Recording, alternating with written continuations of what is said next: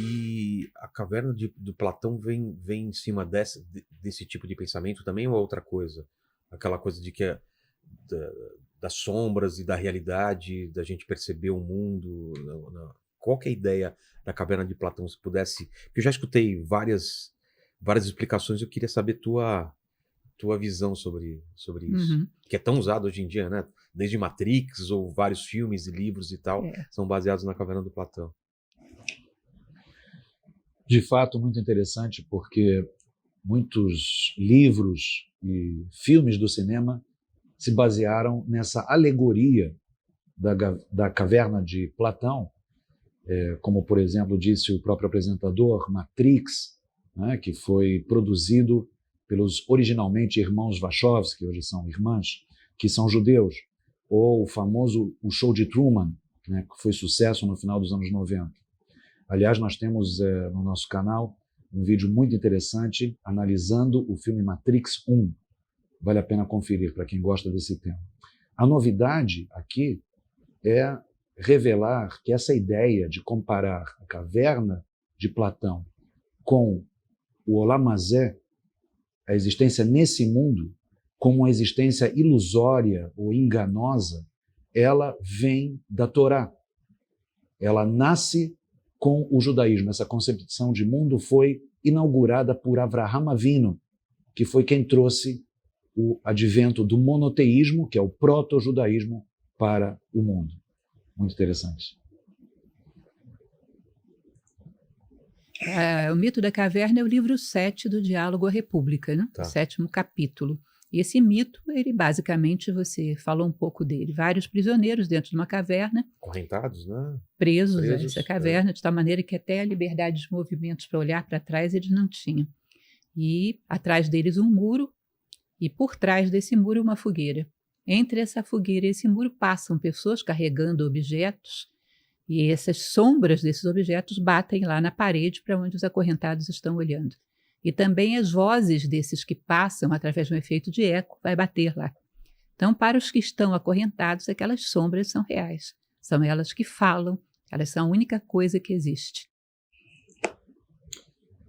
Quem assistiu a esses dois filmes que a gente citou, Matrix e Show de Truman, talvez se pergunte, mas como é possível que eles foram inspirados na alegoria da caverna de Platão, se tanto a realidade virtual de Matrix quanto o mundo, né, ilusório, falso de Truman, que era o Sea Heaven, são agradáveis, né? São realidades sedutoras. Muito bem. A resposta é que a alegoria de Platão, nesse aspecto, ela é muito mais reveladora do que os filmes. Por quê? Porque tanto a Matrix, a realidade virtual, quanto o Sea Heaven, apesar de prazerosos, apesar de ter tantas possibilidades de aproveitar aquela realidade com prazeres, etc., elas não deixam de ser escravizantes. Ou seja, não deixam de ser realidades que prendem o ser humano e limitam a sua capacidade de enxergar muito além. Na alegoria da caverna, isso já está revelado. Quer dizer, embora os prisioneiros não se sintam escravizados e presos, oprimidos, porque eles não tinham nenhum parâmetro de comparação, assim é a realidade deles. Mas, de fato, há essa correlação. Apenas que no caso dos filmes ela está mais metafórica e no caso da alegoria de Platão está mais revelada. Num determinado momento, há um mais inquieto que rompe essas correntes, vai se remexendo, rompe essas correntes, olha para trás e vê que tudo aquilo ali é um engano. Vai, então, olha para a saída da caverna, vê uma luz muito mais intensa do que aquela da fogueira e procura, então, sair da caverna. E vai tropeçando, levantando, caindo até chegar lá, vê as coisas iluminadas pela luz do sol. Coloridas, intensas, Isso. tridimensionais. A luz do sol para Platão é a ideia do bem. Vamos comentar isso já. Tá. Muito interessante, porque para o judaísmo, quem é esse inquieto? Quem é esse personagem que decide se libertar das correntes, olha ao redor, consegue perceber a realidade em que vive e vai à direção dessa saída da caverna, de onde vem essa luz, que na alegoria é a luz do sol? Ora, é Avraham Avinu. Abraão, o primeiro hebreu, o precursor do proto-judaísmo, ele é aquele que olha ao redor da sua realidade, 10 gerações depois do dilúvio, num mundo em que Deus está propositalmente oculto, como na maior parte de todos os tempos, e ele não aceita essa realidade. Um mundo idólatra, que acreditava em vários deuses, em várias forças. Então, ele conclui, ele deduz que há um criador, um ser que criou todo esse universo, que não está relacionado com nenhuma dessas forças, né, que existem no mundo material.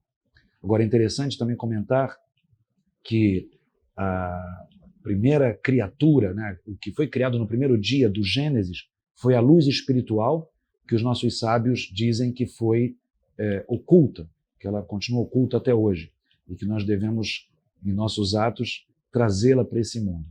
E outra questão muito interessante, um dos nomes de Deus no judaísmo é o bem, Hatov. Então, muito relacionado ao que disse a professora Luiz Helena.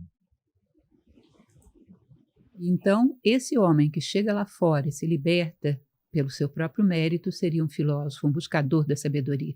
Mas se além de se libertar, ele quer levar também consigo a humanidade para a luz, ele voltaria e tentaria libertar esses prisioneiros que ficaram. Aí ele se tornaria um político. Imagina você o que era o conceito de um político. É aquele que, sem nenhum interesse pessoal, porque ele mesmo já superou essa experiência e volta atrás. Ele poderia ter guardado para si e desfrutado, e ele pensa nas outras pessoas. Agora vamos comparar Avraham Avinu, Abraão e Noé. E vamos utilizar essas expressões filósofo e político para essa comparação. Ok, nos parâmetros da Torá, Noé seria o filósofo. Por quê? Porque ele saiu da sua caverna. Ele percebeu que ele vivia num mundo corrupto e que ele deveria ir contra o status quo. Mas Noé não salvou ninguém da humanidade, além de si mesmo e da própria família. Então ele seria o filósofo que descobriu a verdade. Mas Avraham Avinu seria, por esses parâmetros, o político. Por quê? Porque Avraham passou a fazer uma campanha de conscientização da humanidade com relação à verdade do monoteísmo. Inclusive, passagens da Torá nos revelam que Avraham convertia as pessoas ao seu redor ao monoteísmo e no famoso diálogo da comunicação divina, da destruição das 5 cidades lideradas por Sodoma e Gomorra, ele se importa com os habitantes, tentando buscar alguma maneira de salvá-los para que eles viessem para essa luz da verdade que é o monoteísmo, né? Questionando Deus se havia 50 justos nessas 5 cidades. Diz que quando uma pessoa deseja um posto de governo é sinal de que ela não é o político. Um político teria que fazer um sacrifício de voltar atrás para conduzir as pessoas para fora da caverna. Se deseja porque isso é algo que está acima dele. Entendi. Então não é ele. Então, basicamente, esse mito da caverna, que se aplica a várias coisas na realidade, né? Neste ponto, vamos lembrar de Moshe Rabbeinu, porque o maior líder da humanidade de todos os tempos, de acordo com o judaísmo, ele se tornou esse grande líder justamente porque ele não desejava ser o líder de Israel. O que significa desejar? Em hebraico, desejo é tava, e se relaciona mais às manifestações do corpo.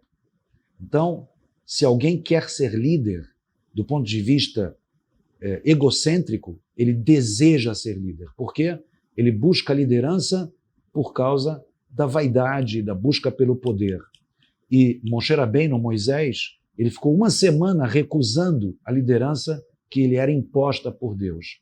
Só quando Deus o convence e diz para ele, você é o melhor líder de todos, porque você é o homem mais humilde que existe, e você não deseja a liderança, é por isso que eu te escolhi.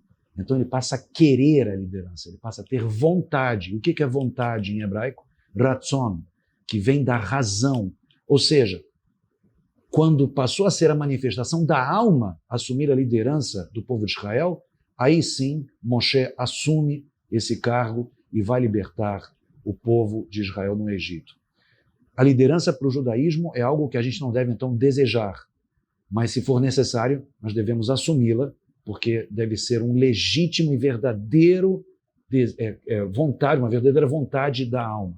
Há uma Mishnah, há duas Mishnayot, aliás, no Pirkei Avot, na Ética dos Pais, que nos apresentam essa ideia de maneira muito clara. Uma delas diz o seguinte: ama o trabalho e odeia a liderança, odeia os cargos de comando. E a que equilibra essa primeira Mishnah é uma Mishnah que diz o seguinte: num lugar onde não houver homens, trata tu de ser homem.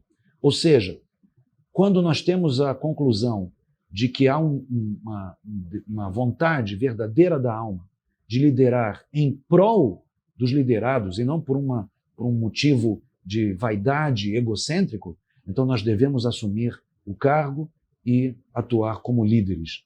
Então, muito interessante essa conversa entre o apresentador Vilela e a professora Luiz Helena, e estão aí os nossos comentários pela ótica judaica do que foi discutido. Espero que vocês gostem e até a próxima. Tchau.